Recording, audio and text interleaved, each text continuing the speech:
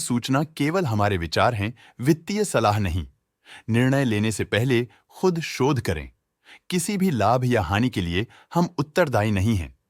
आज हम देख रहे हैं यूनिवर्सल केबल्स लिमिटेड के 2024-25 Q3 की standalone financial performance. Starting with the sales, पिछले क्वार्टर से सेल्स में -5% का डिक्रीज हुआ है, मगर कंपनी ने पिछले साल के मुकाबले 30% का सेल्स इंक्रीज रिपोर्ट किया। Expenses -3% quarter on quarter decrease हो गए हैं, जो साल भर के 34.5% के राइज के साथ अलाइन करता है। एक्सपेंसेस में डिक्रीज अच्छा है, लेकिन सेल्स में डिक्रीज निराशा की बात है। ऑपरेटिंग प्रॉफिट, जो पिछले साल के कंपैरिजन में -15% डाउन हुआ है, quarter on quarter around -26.5% decrease हुआ है। Operating profit margin (OPM) annual basis पे -3% से डिक्रीज हुआ है और पिछले क्वार्टर के कंपैरिजन में -2% से डिक्रीज हुआ है। एक्सेप्शनल आइटम्स को ऐड करके अदर इनकम पिछले क्वार्टर के कंपैरिजन में 31% बढ़ गई, बावजूद इसकी ईयरली ग्रोथ 129.5% हुई है। इंटरेस्ट एक्सपेंसेस पिछले क्वार्टर से 6% अप हुआ, लेकिन ईयर ओवर ईयर इंक्रीज 12.5% हुआ है।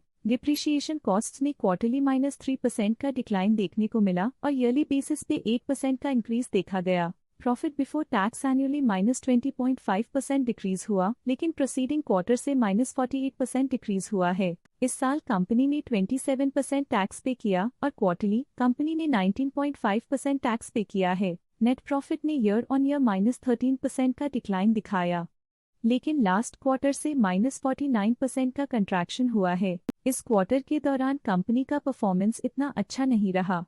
नेगेटिव नेट प्रॉफिट लॉसेस को इंडिकेट करता है। वहीं अगर एनुअल एनालिसिस की बात करें तो साल के दौरान कंपनी का परफॉर्मेंस अच्छा नहीं रहा। नेगेटिव नेट प्रॉफिट का मतलब है कि कंपनी प्रॉफिट के कंपैरिजन में नुकसान उठा रही है। अर्निंग्स पर शेयर (EPS) में ईयरली -13% का डिक्रीज देखा गया, लेकिन क्वार्टरली में 49% की गिरावट भी नजर आई। इस क्वार्टर में कंपनी का EPS इतना अच्छा नहीं रहा। नेगेटिव प्रॉफिट कमजोर एफिशिएंसी को दिखाता है। यूनिवर्सल केबल्स लिमिटेड के फाइनेंशियल स्नैपशॉट को रिव्यू करते हुए कुछ मुख्य ट्रेंड्स सामने आए हैं, जो कंपनी की परफॉर्मेंस पे रोशनी डालते हैं।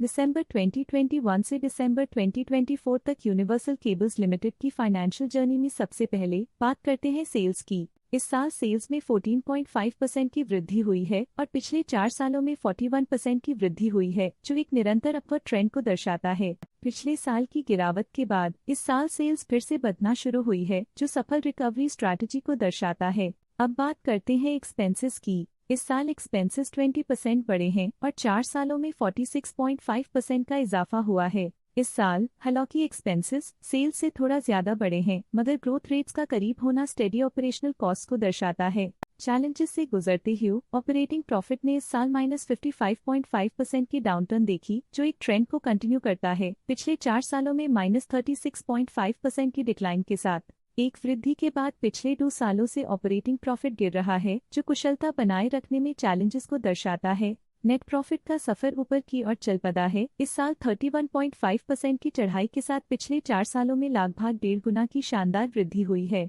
पिछले साल की सेटबैक के बाद नेट प्रॉफिट में सुधार हुआ है, जो मार्केट ऑपरेशंस में संभव रिकवरी और अडेप्टेबिलिटी को दर्शाता है। इस साल EPS ने ऊंचाइयों को छुआ है 31.5% की वृद्धि के साथ, जो पिछले 4 सालों में लगभग 1.5 गुना की मजबूत वृद्धि पर आधारित है। पिछले साल की गिरावट के बाद इस साल EPS में वापसी हुई है, जो एक सफल फाइनेंशियल टर्नअराउंड को दर्शाता है। चलिए अब बात करते हैं शेयर होल्डिंग पैटर्न की। यूनिवर्सल केबल्स की शेयर होल्डिंग रिपोर्ट्स कुछ इस प्रकार की हैं, जो दिसंबर 2024 के 31 तक चलता है। ये रिपोर्ट कंपनी के शेयर्स की डिटेल्ड जानकारी देता है, जिसमें promoters, promoter groups, foreign investors, public investors और सरकारी एंटिटीज शामिल हैं। पब्लिक हेल्थ शेयर्स का परसेंटेज 2024 के सितंबर में 31.29% से 2024 के दिसंबर में 31.28% तक डिक्रीज हो गया। इस डिक्रीज से साफ है कि इस टाइम पीरियड में कंपनी में पब्लिक का हिस्सा डिक्रीज हुआ है। जब कंपनी के शेयर्स का अधिकतम हिस्सा प्रमोटर्स, FII, DII या गवर्नमेंट के पास होता है, तब ये माना जाता है कि कंपनी मजबूत हाथों में है, जो स्थिरता और मजबूत समर्थन को दर्शाता है और इस मार्केट की स्थिरता बनी रहती है। डोमेस्टिक इंस्टीट्यूशनल इन्वेस्टर की शेयर होल्डिंग में थोड़ा डिक्रीज आया 2024 के सितंबर से 2024 के दिसंबर में, जो दिखाता है कि डोमेस्टिक इंस्टीट्यूशंस ने अपने स्टेक को -0.05 से डिक्रीज किया है। FII, फॉरेन इंस्टीट्यूशनल इन्वेस्टर्स ने अपना शेयर होल्डिंग सितंबर 2024 में 0.18% से दिसंबर 2024 में 0.24% तक इंक्रीज किया। ये बताता है कि फॉरेन इंस्टीट्यूशंस ने कंपनी में अपना इंटरेस्ट 0.06% तक इंक्रीज किया है। ये था कंपनी का करंट शेयर होल्डिंग पैटर्न। आज के लिए फाइनेंशियल सेक्टर में इतना ही। देखने के लिए धन्यवाद। स्टॉक लेटेस्ट न्यूज अपडेट के लिए चैनल को सब्सक्राइब करें और वीडियो को लाइक एंड शेयर करें।